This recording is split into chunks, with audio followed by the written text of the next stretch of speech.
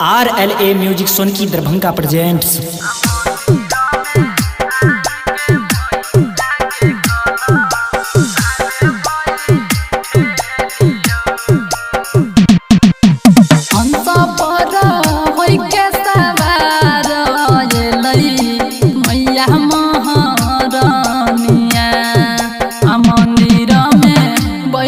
के करबई मैया रानी के पूजनमा मंदिर में बैठी के करबई मैया रानी के गोहरिया कलशा उठ गलियोगे मैया के पनिया हम भर बेलियो हे गे पनिया से हो गे भरे लियो मंदिर में आई के मैया गे कलशा गे बैठे लियो।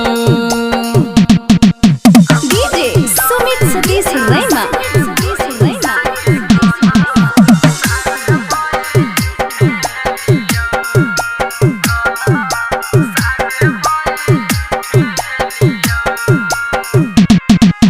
साल भर से सोचने गे रही गे माई बन बैगा बैया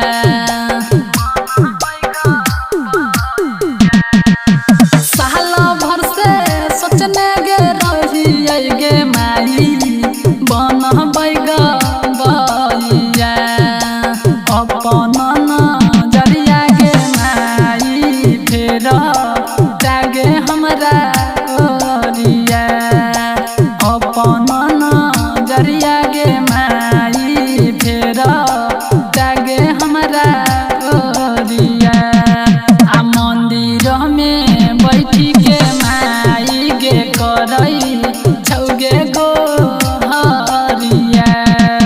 डीजे सुमित सतीश रैमा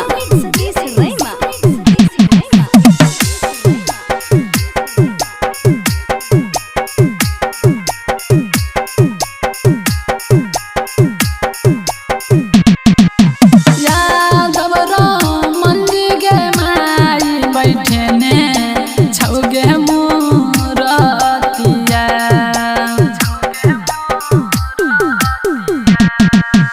यादव मंदिर गे माई बैठे ने छौगे मूरतिया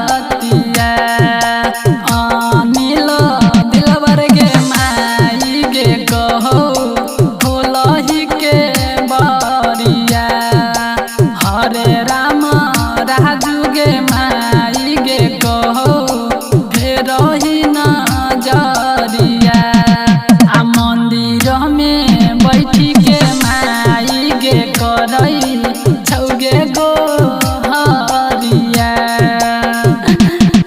RLA music Sonki Darbhanga presents.